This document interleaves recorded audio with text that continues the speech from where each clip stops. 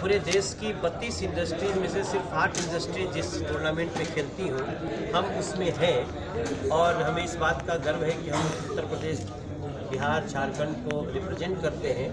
और आज हमें टाइटल स्पॉन्सर के रूप में रेवांता मिला और आप सभी को पता है कि जो टाइटल स्पॉन्सर होता है वो हमारा वो ओनर भी होता है, ओनर्स ग्रुप में होता है। तो इस नाते हमें एक बड़ी सफलता आज मिली है। हमारे दोनों साथी प्रदीप सहरावत एंड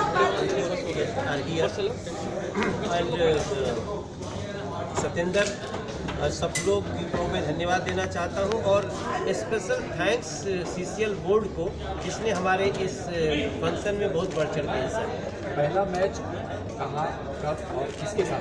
पहला मैच 24 तारीख को है और पंजाब के साथ है हमारा मैच।